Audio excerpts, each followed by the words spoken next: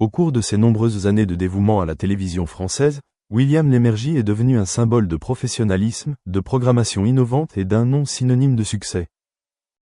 Cependant, peu de gens savent que derrière les projecteurs, il a également lutté contre des émotions privées, une tristesse silencieuse et une vie amoureuse difficile.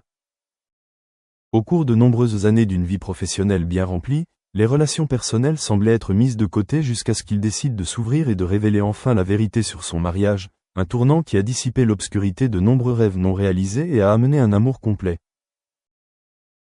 William Lémergie, né et élevé dans une famille ordinaire de la télévision française, a montré dès son plus jeune âge une passion pour l'animation et la transmission de messages au public.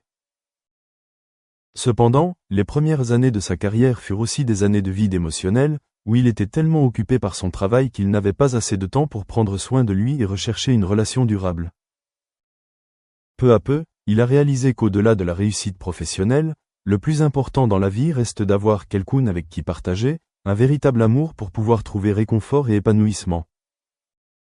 Après des années de vie solitaire au milieu des séances de tournage, de longues nuits d'agitation et de nombreuses histoires d'amour non résolues, William Lémergie a enfin trouvé sa partenaire de vie.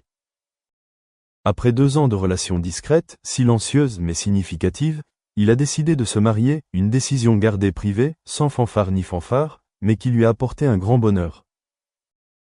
Il a admis, peut-être que le bonheur ne vient pas des émissions de télévision ou de la reconnaissance du public, mais d'une vraie relation où nous nous sentons aimés et accompagnés chaque jour. Ces paroles ont clarifié beaucoup de choses. Cela montre qu'après des années de difficultés, après des rêves non réalisés, son mariage témoigne de la renaissance d'une âme, de la croyance que le véritable amour existe toujours. Dans sa vie personnelle, il partage que son partenaire de vie, qu'il a choisi en raison de leurs valeurs spirituelles et de vie similaires, est sa plus grande source de réconfort. Ensemble, ils ont construit une vie simple mais chaleureuse. Pas besoin de fêtes somptueuses ou de grands mariages, il suffit d'être là l'un pour l'autre à chaque instant de la vie quotidienne. Se réveiller ensemble le matin, les moments autour d'une tasse de café, les longues promenades dans les petites rues de Paris, tout contribue à créer une chanson d'amour simple mais profonde, exprimant clairement la valeur de la sincérité et de l'amour durable. Il a admis avec une émotion sincère, « Je me demandais si je pouvais vivre sans personne à mes côtés, si je pouvais être un père heureux, un partenaire heureux. Et maintenant, je me rends compte que, tant qu'il y a quelqu'un d'assez sincère, qui sait écouter et partager, tout devient plus beau que jamais. » Ces mots ne sont pas seulement la confession d'un homme qui a connu de nombreux hauts et bas, mais aussi un nouvel espoir pour ceux qui recherchent le véritable amour au milieu des immenses pressions de la vie moderne. Côté santé, William Lémergie a dû faire face à de nombreuses difficultés à mesure que l'âge commençait à se faire sentir. Il a lui-même déclaré dans des interviews, « Je ne suis plus aussi jeune qu'avant, mais cela ne diminue pas ma foi en la vie. » Il a souligné que les soins de santé ne concernent pas seulement l'entretien physique mais aussi les soins mentaux. Depuis qu'il a atteint l'âge mûr, il a commencé un programme d'exercice régulier, axé sur la nutrition et consacré du temps à des activités relaxantes telles que se promener dans le parc, lire et méditer. Ce changement l'a non seulement aidé à améliorer sa santé, mais l'a également aidé à faire face à sa tristesse personnelle, la transformant en motivation pour vivre une vie plus positive. Sa famille, et en particulier ses enfants, a toujours été pour lui une source inestimable d'encouragement spirituel. Son fils unique était toujours là pour l'écouter et l'encourager chaque fois qu'il se sentait fatigué par le travail ou par la pression personnelle. Dans de rares occasions, lorsqu'on l'interrogeait sur sa tristesse, il mentionnait souvent des moments où il se sentait seul et perdu lorsque les choses autour de lui ne se passaient pas comme prévu. Mais la présence chaleureuse de ses proches l'a aidé à toujours se rappeler que l'amour est quelque chose dont on ne peut pas se passer, c'est ce qui nous donne la force de surmonter tous les défis. Les succès et les échecs de la carrière de William Lémergie brossent un tableau multidimensionnel de l'homme. En regardant vers l'avenir, il peut être fier d'avoir contribué à façonner la télévision française avec des programmes innovants, des histoires humaines et un professionnalisme absolu. Cependant, derrière ces réussites, il a dû faire face à de nombreux échecs, à des critiques d'experts et à des moments où il a été vaincu par les pressions de la vie. Mais au lieu de laisser l'échec le retenir, il a appris à se lever, à regarder en arrière et à tirer de précieuses leçons de vie. L'échec ne me rend pas plus faible, il m'aide seulement à devenir réaliste et à apprécier ce que j'ai, a-t-il simplement partagé, faisant ressentir aux auditeurs la maturité et la résilience d'une personne qui a vécu de nombreux événements. Maintenant, alors que les choses se calment lentement, avec un cœur nouvellement guéri et un esprit ravivé, William Lémergie continue de vivre une vie simple, pleine de bonheur et d'amour. Il ne se voit plus seulement comme un personnage à l'écran, mais comme une personne réelle, avec des chagrins, des rêves inassouvis et un véritable amour arrivé au bon moment.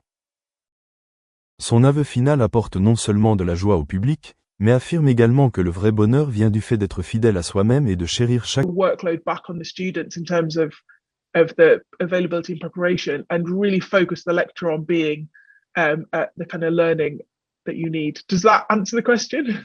I think so. Yeah, it's not an easy one to answer. Definitely, Laurie. Yes, sorry, you'd like to respond.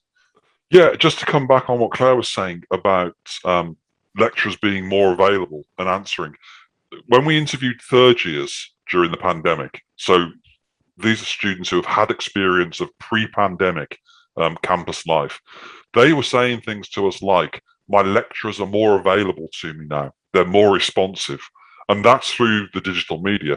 Most often it's through, email or Teams, but they were saying about how lecturers were more responsive than on campus. And it might just be that when they were on campus, they didn't think to use the digital media to get in touch, and they would go and, hope to bump into them in corridors or knock on the door and things like that. But with this extra expectation comes extra load on individuals. And I do worry about that. One of the things that our research showed us as well is that independent of what their lecturers were or what the subject was, we found that there was a gender bias in that kind of, I want to ask a quick question, pastoral type work. It fell to young women more than young male academics to sort of take on that pastoral role with students, especially during the pandemic. I mean, and it probably isn't a surprise to Anne or Claire that happens. But I think that it became really obvious during the pandemic, that extra load. And so I worry about things like that as well. Yes, we can be more responsive through digital, but with that comes a lot of cognitive load.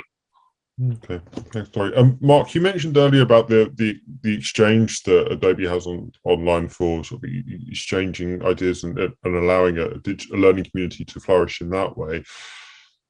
Is it perhaps a case of it's not easy to crack again, but to using digital platforms in the right way to really sort of try and minimize the load on people and take a lot of the, if you create a better central resource, can you design something online that reduces load over the long term, do you think?